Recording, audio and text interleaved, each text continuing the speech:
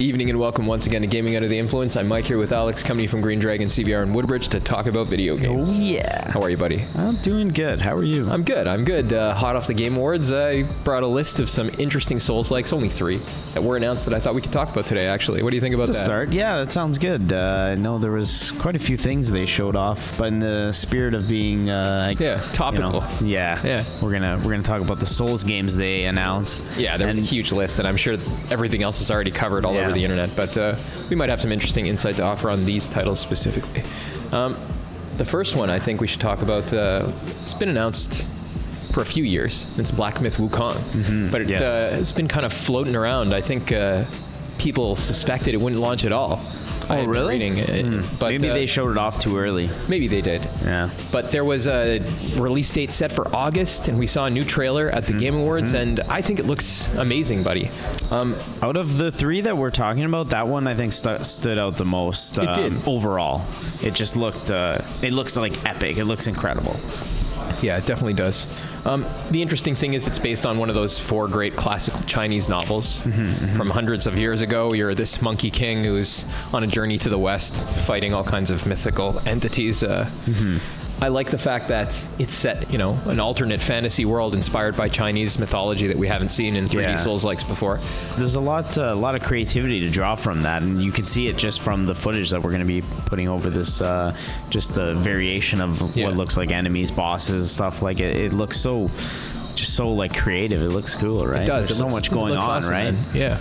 Unlike Japanese history and mythology, it's not really pervaded the West as much. So from my point of view, I'm excited to see that become the subject matter for a Souls game. Yeah, you're right. That is kind of like novel for us. We don't really see it too much other than, like you said, the Sekiro and like Japanese style, with the Neos, and there's plenty of that, but not for China. Yeah, and I know it's a similar look, but there's a lot more to it.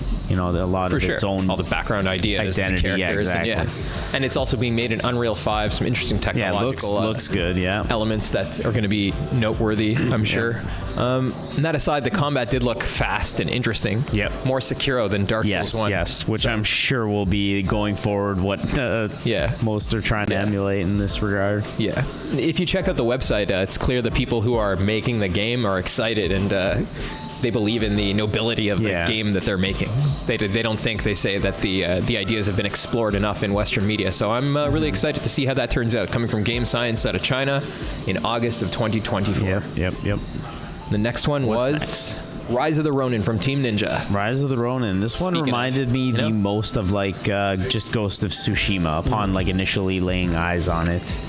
Yes, that's definitely a precedent for something like this, I guess, in that it's a more realistic, historical, game set in feudal Japan where you play as a samurai or somebody like a samurai. Exactly, Or a Ronin, but unlike that, this one's made by, unlike Ghost of Tsushima, this one's developed by a Japanese studio that's made other games in that historical era before, like Neo. Right. But unlike those ones, this is a realistic game, I guess. Right. It's not got demons and more grounded, more human stuff, more historical, and that makes for an interesting project. The people at Koei Tecmo say we've been hard at work since we announced this title in September last year, spurred on by the excitement that our players have voiced since then. As a title, Rise of the Ronin features a historical setting quintessential to Koei Tecmo and brimming with Team Ninja's own brand of action combat. Japan at the end of the 19th century was characterized by the fall of the Tokugawa shogunate, a period of oppression and stagnation. It was a time when innovators sought to modernize the country. The game's Ronin protagonists will find their destiny linked to these characters in several different ways. Your choices will shape how your character aligns or clashes with the story's characters and factions. You'll explore the vast world of late Edo period Japan by horse and glider, while battling foes using a wide range of weapons and equipment. Melee weapons as well as ranged weapons like firearms and thrown weapons. Also armed with a grappling rope and stealth tactics, you can expect the variety and freedom shown in our latest trailer. So that trailer was actually something pretty stupendous. You could tell watching it that it was the same engine they made Neo and it has a very similar look. What was the Wolong out of earlier this year? Which is fine. It plays very well. I always, it's clear that the combat and the actual playing of those games is their strongest suit. So that's something that we can happily report is carrying over to this game. And it looks as though, from what we just read, Koei Tecmo is conceptualizing the project, and they have Team Ninja working on the mechanical elements, quite like they had Platinum do the combat for Nier Automata. Oh, okay, fair enough. Yes. That's an interesting situation that I don't know we've seen before out of either of these studios.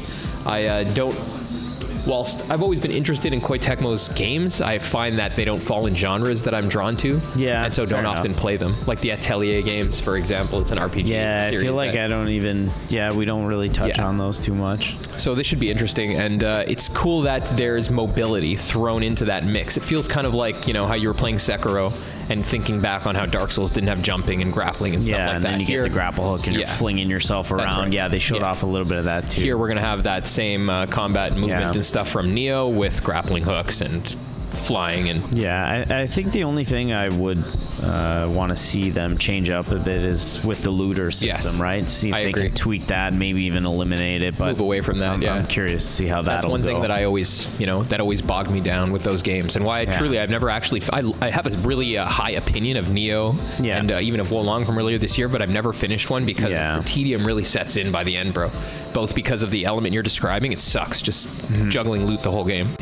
I'm the kind of guy like playing Souls. I pick one weapon from the start of the game and I never just upgrade it throughout. I don't want to think about that stuff, right?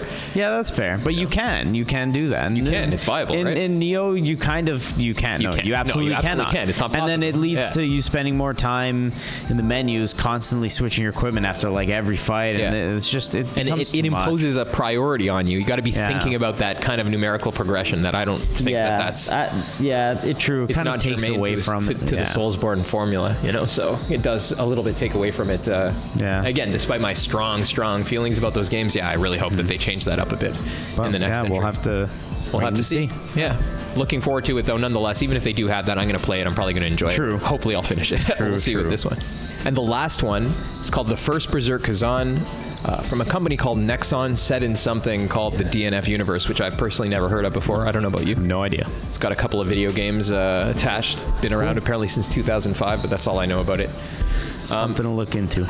Yeah, this looks interesting though because it looks like a Tales game or something. It looks like the Berserk anime series. I don't know if you've ever seen that from the early 2000s or even the more recent movie ones. Like we actually thought it was a Berserk game for a few minutes when we were watching the trailer. Yeah. So based on that and based on the genre it falls into, I'm personally excited about that. I liked the other anime style Souls like I played, which was Code Vein. I all around enjoyed it. And if it could be injected with, some kind of grander scale and more interesting bosses and less of a Bandai Namco vibe, I would be happy about that. Yeah, same. Yeah. Because, the Bandai Namco games, while I enjoy them, they have like a samishness about them, I guess you could say.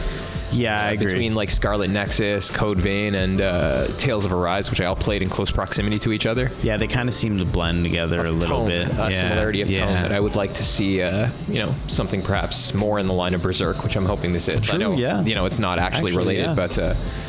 it looks interesting. It looks like that dark fantasy interpreted by Japanese artists that I do enjoy from Berserk or From Software. Yeah, the art style looks really good in this one, and it's different from all the other ones, so it's cool that it has that unique factor there. They showed you some pretty giant-looking bosses, some fast, zippy combat, again, closer to Sekiro than to... it seems to be the case across the board here, right? Yeah, it's likely that these games were being developed after Sekiro came out. That's when they started development, That was in 2019, so anything starting in 2020. Give it a few years for development, and this is what we're starting to see now. Games coming out, 3 years or 3.5 years later, whatever, right? Yeah, that's right. Very cool. It looks interesting, looks promising. I don't know what that universe is or if the other games are quality, but I'm definitely willing to give this one a shot. Absolutely. Something to be excited about from the Game Awards for sure. Those are one Souls-like from an established maker of Souls-like games. One from an upcoming studio from a country we've never really seen Souls-likes from before. So that's something to be excited about. Absolutely. And this one, just based on its anime stylings and the potential for an interesting Japanese dark fantasy universe, I think something worth checking out too. Couldn't put it better myself. But on that, we can leave it, I suppose. There's some Souls-likes that are worth paying attention to in 2024. I think all those games are coming out next year. The closest one being Rise of the Ronin in March. Nice. And Wukong being in August. I'm not sure about the first Berserker there. We'll have to clarify that. Keep your eyes open for these titles and for more coverage of them on our channel. Thank you guys very much. Take care. Oh yeah.